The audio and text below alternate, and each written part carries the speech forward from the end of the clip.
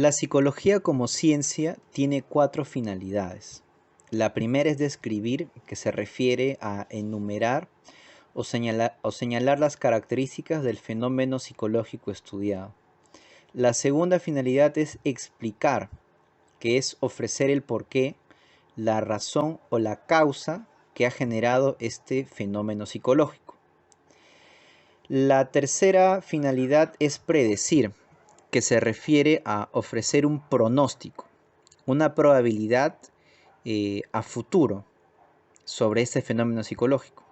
Y la última es aplicar, que implica utilizar algún tipo de herramienta, tratamiento o terapia para generar una modificación o cambio en un fenómeno psicológico.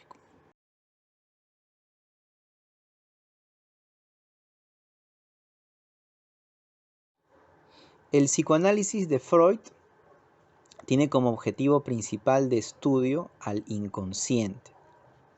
Este como fuente de influencia de la conducta consciente. El problema surge en que el inconsciente es una entidad improbable que no tiene evidencia de existir. Por lo tanto, el psicoanálisis se aleja del camino de la ciencia, camino en que Wilhelm Wundt, William James, entre otros, habían intentado poner a la psicología. Frente a esto surge el conductismo de Watson, que busca devolver a la psicología su estatus de ciencia, estudiando únicamente la parte medible, cuantificable de la vida psicológica, que es la conducta. De aquí el nombre conductismo.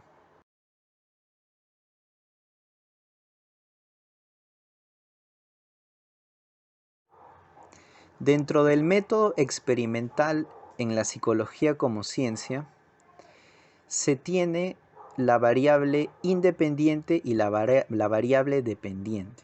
Variable independiente es aquella manejada por el investigador, que tiene como finalidad generar un cambio, una modificación o influencia en el comportamiento o en algún fenómeno psicológico.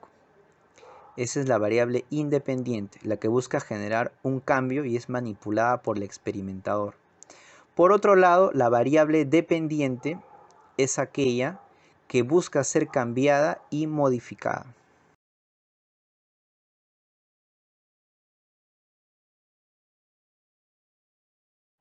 Sobre los procesos mentales podemos mencionar 5 características. La primera es que son subjetivos. Eso significa de que se experimentan de una forma única y son intransferibles. Podemos decir también de que son intangibles o imperceptibles. Son abstractos, no pueden ser percibidos por los sentidos. Además, son de origen social. Necesitan del contacto e interacción con otras personas para poder desarrollarse. Tienen un sustrato o fundamento biológico, que es el cerebro. Y por último, que los procesos mentales se manifiestan a través de la conducta.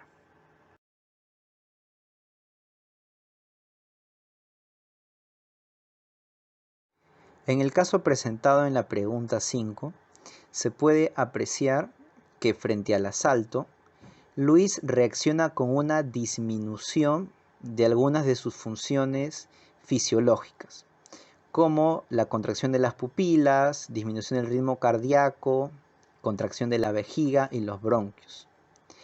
Estas funciones están encargadas por el sistema nervioso autónomo, que a su vez se compone por el sistema simpático y el parasimpático. El simpático se encarga del aumento de estas funciones fisiológicas y el parasimpático, que es lo que se evidencia en el caso, hay una disminución de estas reacciones fisiológicas. Por lo tanto, al haber en Luis una disminución de sus funciones fisiológicas es porque el sistema parasimpático ha funcionado.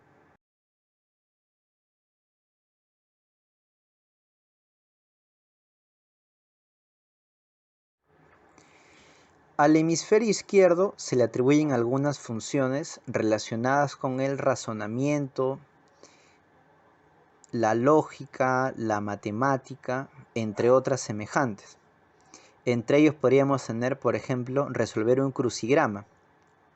Por otro lado, al hemisferio derecho se le atribuyen funciones no verbales de tipo más artístico, creativo y espontáneo.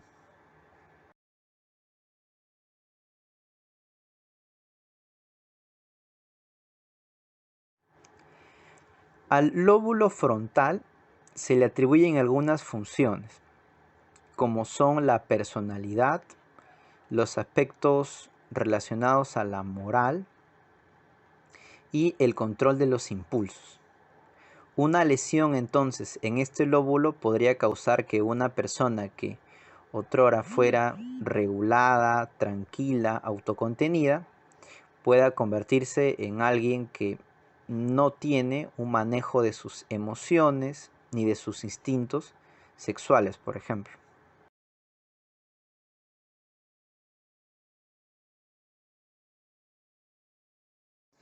Dentro de las características de socialización, la individualizadora permite que los seres humanos podamos desarrollar personalidades distintas.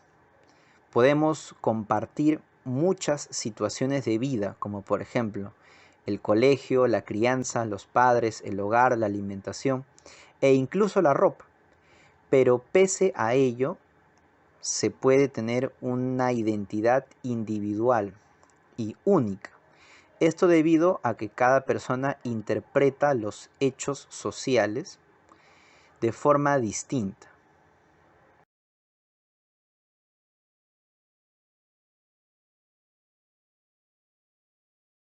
Sobre los 4 estilos básicos de crianza se tiene el autoritario, donde la disciplina es muy rigurosa y muy estricta, y no hay espacios de intercambio o de conversación para negociar los roles o las labores de cada miembro. En el estilo permisivo, por el contrario, la disciplina es muy flexible. No hay un control o supervisión por parte de los padres. No hay firmeza y se da principalmente autonomía a los hijos. En el estilo negligente no hay ningún tipo de supervisión o acompañamiento. No existen recompensas, sanciones, normas ni tampoco interés por parte de las autoridades del hogar. Y en el estilo democrático es donde, si bien hay disciplina y hay exigencia, se da una importancia a la opinión y a los deseos de los miembros de la familia al momento de tomar decisiones.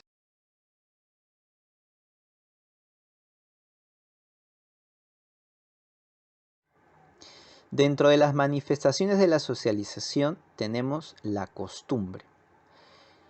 La costumbre son comportamientos que repite la sociedad y que van siendo heredados de generación en generación.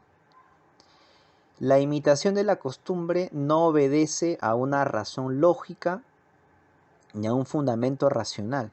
De hecho, muchas costumbres no tienen nada de esto y se dejan llevar simplemente por la fe o la especulación. Un ejemplo de ello es, por ejemplo, persignarse cuando pase uno por una iglesia o utilizar ropa negra cuando estamos viviendo una temporada de luto.